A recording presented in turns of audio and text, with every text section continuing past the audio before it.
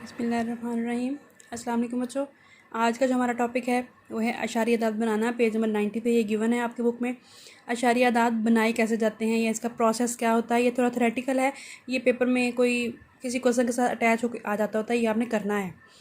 अशारिया अदाद बनाने में 6 मराहिल आएंगे। नंबर 1, अशारिया अदाद का मकसद क्या है, उनका चुनाव कैसे करना है, बुनियादी साल कौन सा लेना है, कीमतों को इकट्ठा कैसे करना है, औस का इंतखाब कौन सा करना है, एवरेज कौन सी लेनी है, मुनासिब वज़ान का इंतखाब यानी वेट्स कौन से लेने हैं वो प्रॉपर होने चाहिए। अब ये 6 की 6 चीज़ें हैं, इन 6 को हम यहाँ पे 1 बाय 1 डिस्कस करें। नंबर 1, अशारिया अदाद का मकसद क्या है, इनको किस मकसद के लिए आप बनाना चाह रहे हैं, आया वो मकासद पूरे होते हैं या फिर नहीं।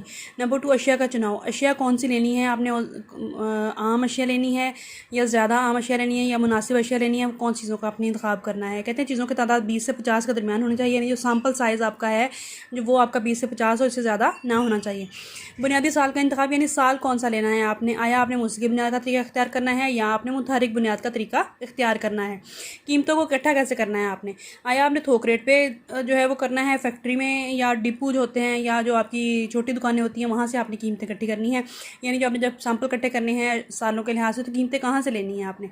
औस का इंतखाब, औस कौन सा इस्तेमाल करना है, एवरेज कौन सी लेनी है आपने, मीन लेनी है, मीडियन लेनी है, मोड लेनी, सारी एवरेज की काइंड्स हैं, कौन सी आपने इस्तेमाल करनी है।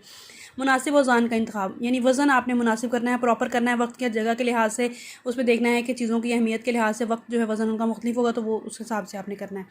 यहाँ तक हो गया आपका अशारिया अदाद बनाने का तरीका। ये 8 नंबर का या 4 नंबर का या 5 नंबर का पूछा जा सकता है, तो उसको आप प्रिपेयर करेंगे। उसके बाद अब क्वेश्चन की तरफ आने, लास्ट आपने पीछे पढ़ा था अशारिया अदाद जिसमें बेस आपने फिक्स कर ली थी। अब ये वाला जो है इसमें हम बेस फिक्स नहीं करेंगे। इसमें क्या होगा कि हर अगले साल की कीमत को पिछले साल की कीमत पे डिवाइड कर देंगे, इसमें बेस फिक्स नहीं होगी। जोड़दार निस्बतें बोलते हैं, इसको इंग्लिश में लिंक रिलेटिव बोलेंगे।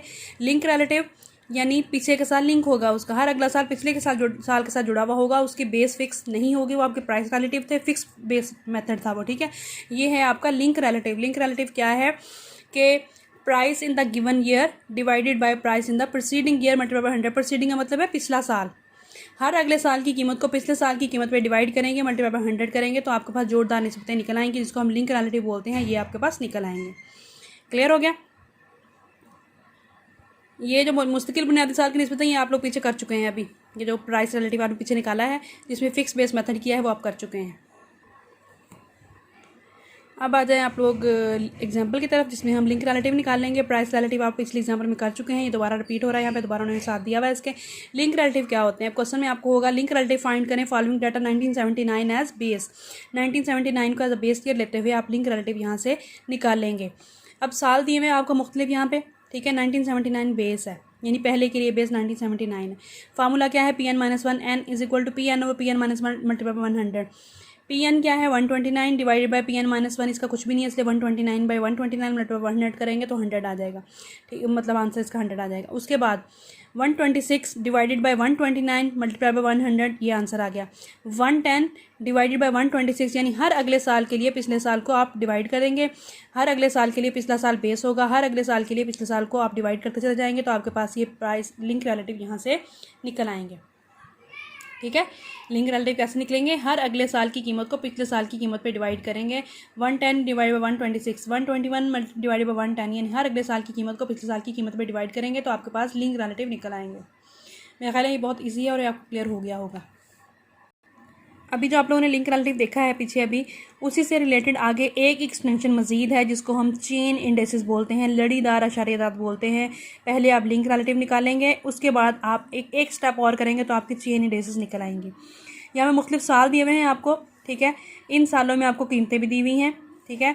और सबसे पहले आप निकालेंगे लिंक रिलेटिव। लिंक रिलेटिव निकालने के लिए आपको पता, जैसे अभी पिछली एग्जांपल में आपने निकाले हैं, फर्स्ट वाला 100 वैसे का 100 आ जाएगा। 120 divide by 120 multiply by 100 is equal to 100। यहाँ पर उन्होंने प्रोसेस नहीं किया, वो डायरेक्ट आंसर लिखे हुए हैं। 122 डिवाइड बाय 120 मल्टीप्लाइड बाय 100, तो ये आंसर आ गया। 116 डिवाइड बाय 122 मल्टीप्लाइड बाय 100, तो ये आंसर आ गया। 120 डिवाइड बाय 116 मल्टीप्लाइड बाय 100, तो ये आपके पास आंसर है। इस तरह से करते करते ये सारे आंसर आपके पास निकल आएंगे। बाकी जो उसका प्रोसीजर है वो नेक्स्ट पेज पे दिया हुआ है। उसके बाद अगला स्टेप क्या है, चेन इंडेसिस। चेन इंडेसिस कैसे निकलते हैं, इसका निकालने का तरीका क्या है, फर्स्ट वाला लिंक रिलेटिव वैसे का वैसे ही लिख देना है आपने।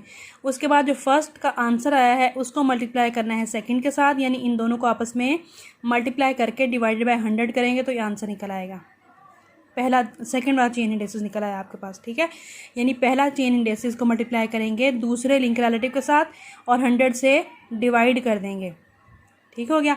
उसके बाद जो दूसरा चेन इंडेक्सेस निकला है, ये वाला निकला है, इसको मल्टीप्लाई करेंगे इसके साथ तीसरे लिंक रिलेटिव के साथ और डिवाइडेड बाय 100 करेंगे तो वो आंसर निकल आएगा।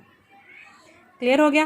फिर तीसरे लिंक चेन इंडेक्सेस को चौथे लिंक रिलेटिव के साथ मल्टीप्लाई करेंगे और डिवाइडेड बाय 100 करेंगे। यानी जैसे आप लोग निकालते हैं कॉम्युलेटिव फ्रीक्वेंसी निकालते हैं, उसमें आप 100 पे डिवाइड नहीं करते, वहाँ पे वैसे निकलते हैं, लेकिन यहाँ पे फ़र्क क्या है, यहाँ पे 100 पे डिवाइड करना है।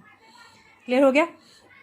ये वाला जो आंसर निकला है इसको इसके साथ मल्टीप्लाई करेंगे, डिवाइडेड बाय 100 करेंगे। इस तरह से करते करते आगे सारे आपके पास क्वेश्चन में ये सोल्यूशन किया हुआ है, तो ये आपका चेन इंडेक्सेस निकल आएंगे। क्लियर हो गया। एग्जाम्पल नंबर 6 में सारे के सारे चेन इंडेक्सेस कैसे निकले हुए हैं। अब यहाँ पे 114.13 आया है, तो इसको मल्टीप्लाई करेंगे इसके साथ, डिवाइडेड बाय 100 करेंगे, जो आंसर आ जाएगा। जो आंसर आया है उसको इसके साथ मल्टीप्लाई करेंगे, डिवाइडेड बाय 100 करेंगे, तो चेन इंडेक्सेस आपके सारे के सारे निकल आएंगे। इस तरह से आपकी एग्जाम्पल नंबर 7 भी दी हुई है। ये याद रखिएगा कि चेन इंडेक्सेस निकालने के लिए पहले आपने लिंक रिलेटिव निकालने हैं, लिंक रिलेटिव से ही आपके चेन इंडेक्सेस निकल रहे हैं। एग्जाम्पल नंबर 6 और 7 आपकी सॉल्व हो गई यहाँ पे। अब यहाँ पे आप लोग एक्सरसाइज की तरफ आए। एक्सरसाइज के जो हम क्वेश्चन अब तक जो जितना भी आपने किया है उसके 5 क्वेश्चन एक्सरसाइज के आपकी कंप्लीट हो जाना चाहिए, जो कि कुछ फिक्स बेस मेथड के तहत हैं, कुछ जो हैं वो आपके चेन इंडेक्सेस के तहत हैं, ठीक है। तो ये आप लोगों के सॉल्व हो जाने चाहिए। फर्स्ट 5 क्वेश्चन आपके सॉल्व हो जाएंगे, जिसमें चेन इंडेक्सेस तक यहाँ पे सोल्यूशन हो जाएगा। अभी आप लोग इसको अटैम्प्ट करेंगे, असाइनमेंट बना के फिर मुझे सेंड करेंगे और मैं चेक करके आपको बताऊँगी।